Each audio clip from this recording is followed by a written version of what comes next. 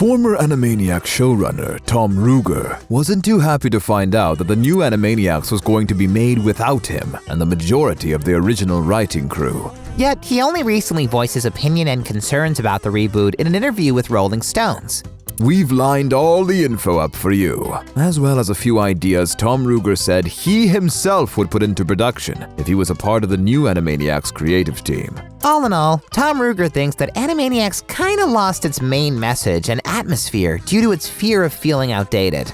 The original show was basically about the Warner brothers and the Warner sisters traveling through different times, places, and movie references, and being those hilarious, annoying kids that tell grown-up jerks they should stop being such jerks. There were references to modern times here and there, but Animaniacs wasn't trying hard to prove it's 100% contemporary.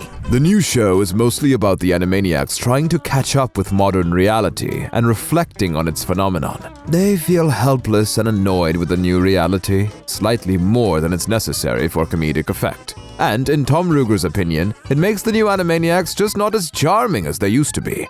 Even though the new team of writers with Wellesley Wild as the showrunner, if you're wondering who this guy is, he wrote and produced Family Guy, made the best out of the Pinky and the Brain spin-off, the members of the original writing crew could have brought a lot to the table when it comes to Animaniacs. I wonder what Tom Ruegger would do if he was on the new Animaniacs team. In fact, he has shared some of his ideas.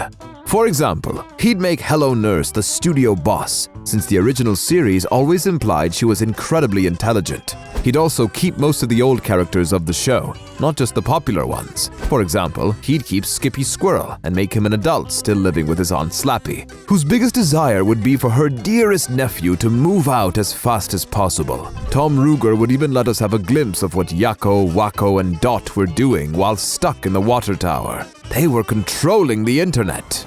Gee, even though I love the new Animaniacs just as much as the old show, it would be interesting to see all these ideas come to life. True, but they didn't, and Tom Ruegger isn't particularly satisfied with it. Here's what he said on the matter of the old writing crew of the Animaniacs not being invited back for the reboot in his interview with Rolling Stone. I find it morally, ethically, and professionally wrong.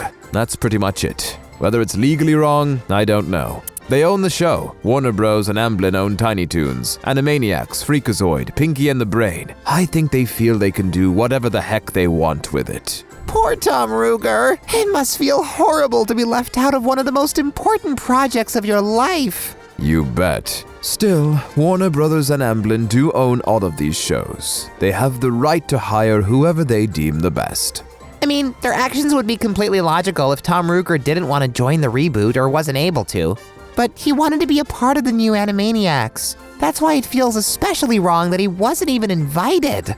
That's exactly what Tom Ruegger said himself. If we, the creators of the show, had passed away, I could completely understand what they did. But we're not.